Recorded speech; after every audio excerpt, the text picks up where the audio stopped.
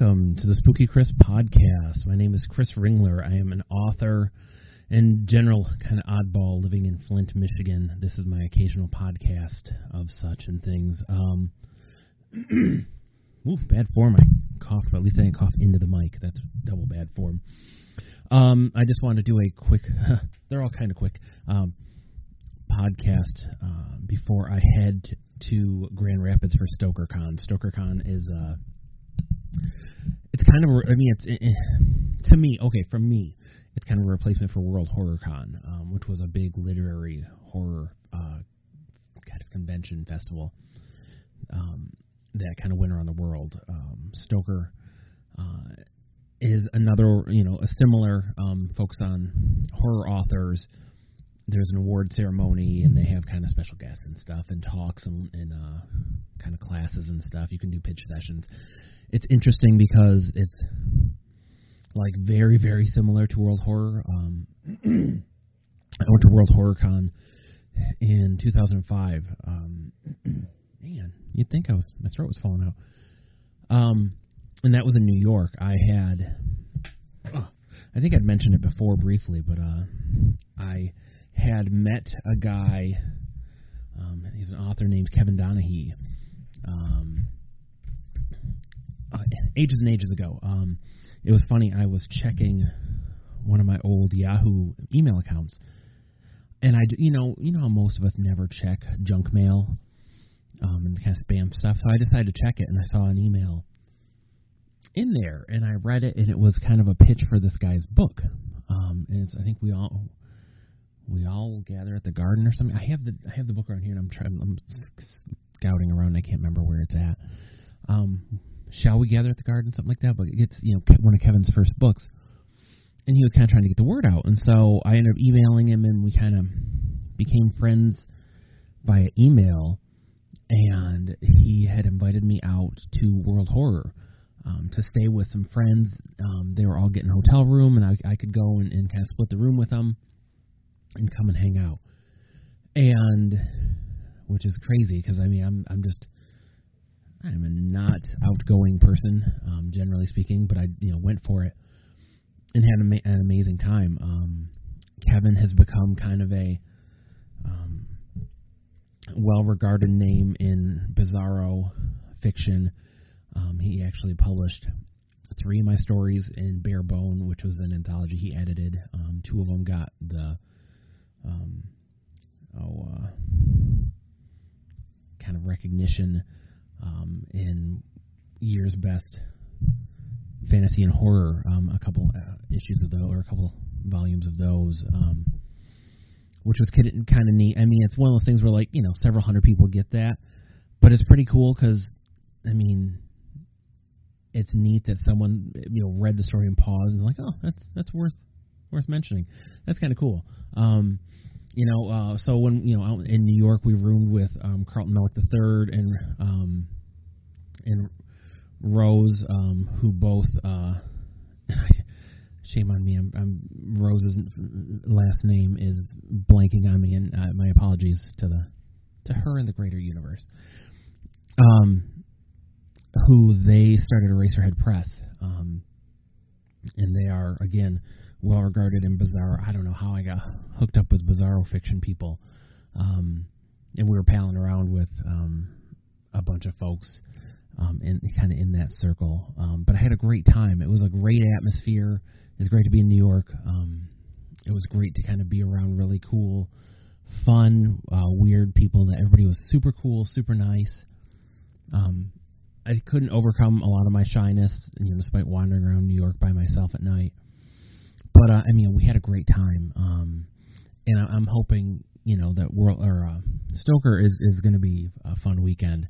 It's a long weekend. Holy cats! It's Thursday through Sunday, which I'm not used to. It's an early end on Sunday, but I'm not used to for shows because I've been doing shows since I was a kid, since 2004, I think. So for a long, long time.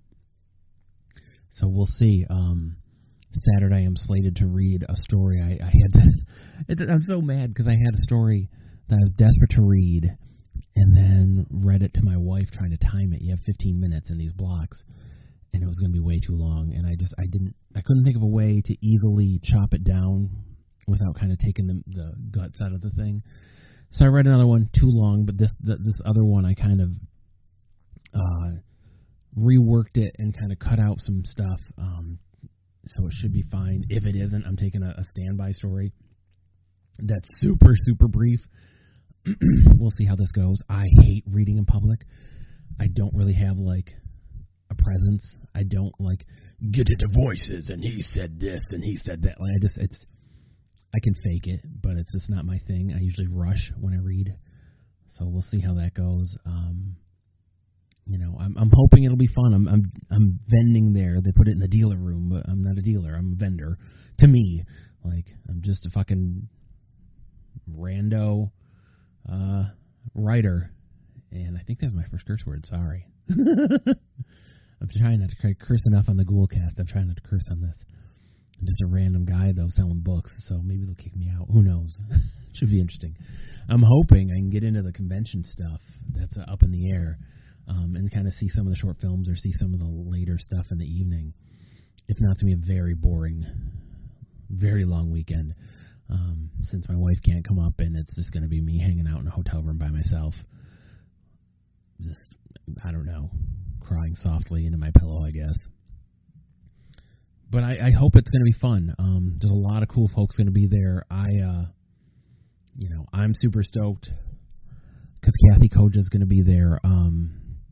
And I actually got a chance to meet her last year. I went to a book kind of show for Paperbacks from Hell, and she was there with a bunch of other folks that like were kind of interesting horror folks. Like Josh Mallerman was there, and my friend that guy I know that edits a horror site, and it's pretty cool. So Ms. Koja is one of, like, I have kind of many kind of parents to my writing, and she's one of them. So I wanted to thank her for that, and she had asked if I was going to this show, and I once I found out about it, I kind of had to. We'll see how I feel when the weekend's over, I guess. But like Stephen King, Clive Barker, H.P. Lovecraft, Kathy Koja, Toni Morrison, they're kind of the parents of kind of the foundational parents of my style. I've cribbed some stuff kind of like I love Faulkner, I love Flannery O'Connor, kind of some of the Southern Gothic people. I don't know that you could see any of those folks in my writing, but that's kind of, those are the people that inspired me and really kind of got me really just going. So it'll be kind of neat. It's neat that she'll be there. I don't expect, because I'm in the vending area, I don't really expect to see anybody per se, but it's just kind of neat. So we'll see. Like I say, it should be a fun show. It's weird because, again, it's like all authors, like Josh Boone, who's directing an adaptation of The Stand, and he directed the New Mutants movie, which is just kind of on standstill from Disney / Fox. He was supposed to be there, and he pulled out because of duties with The Stand, so I think it's just going to be basically literary folks. So we'll see. World Horror was interesting, again, because I read, and, this is 2005, so a long time ago. I read a story, and they had folks, it wasn't judged or anything, but they had, like, famous authors on kind of like a panel to listen, and one of them, I caught him in, we caught each other in an elevator, and we were alone for a second, and he said that, he's like, I liked your story. I don't know if it's legit or not. I didn't ask him, because it's just one of those things, like, don't ask somebody if you don't want to know. Because if he's like, oh, yeah, it's something, that would have been a bummer. I'm sure he didn't fall in love with it, but, like, that's cool that he kind of dug it at least enough to say, it was very kind of him. If nothing else, I'll say that. It was very kind of him. He didn't have to say anything at all. So that was cool. So I don't know. My hope with the weekend is to kind of have fun. I've had a horrible year. So that'll be nice. I'd love to make some contacts. That's about it. Like, I did pitch sessions in New York. I figured I wouldn't bother this time. I mean, thanks to self-publishing, I don't kind of feel like I need to. Like, it'd be cool. Who wouldn't love to have a publisher? But, when I did pitch sessions in 2005, it was just such a waste of time.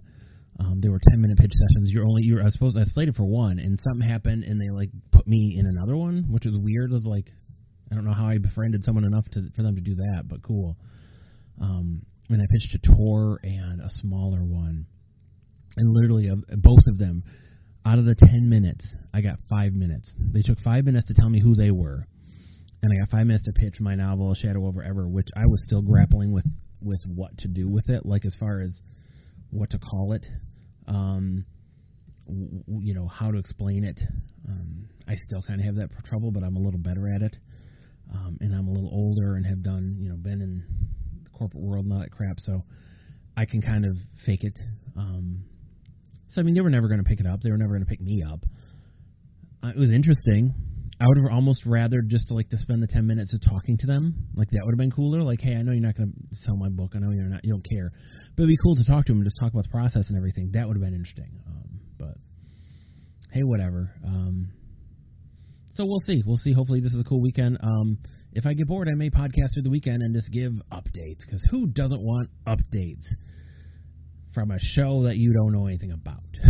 So that's about it. I saw Pet Sematary yesterday, the remake, and I dug it until the end. I didn't like the ending. It's sad because I can kind of I can think of a much better, more impactful ending than they went with, because they change a key element to the movie, and they pivot, and it changes kind of the rest of the film. And it's not bad at all. It's well made. It's creepy. There's some nods. There's one or two nods to the original movie that are just feel heavy-handed, because it's kind of like, hey, we know you saw the first one. We know you saw the original. Look what we're doing. And it's like, and again, I'm coming into it having seen that, that's what I grew up with was the original. But I prefer the original. There's a couple moments that are silly. Mainly the Wendigo scene, and the Wendigo one in this one is creepier. That element. It's good. It's worth a watch. Some of it, the daughter is she's very good, but when it gets, when the story gets going and stuff, it's really she's great. It just wasn't as solid, and the ending wasn't as emotionally impactful as the original. So, but again, it's worth a look. It wasn't bad. So, but all right, friend, I hope you are well, and I'm sure I'll dish on all of Stoker Con 2019 after the weekend, if not during. We'll see how busy I am. So take care, friend, wherever you are.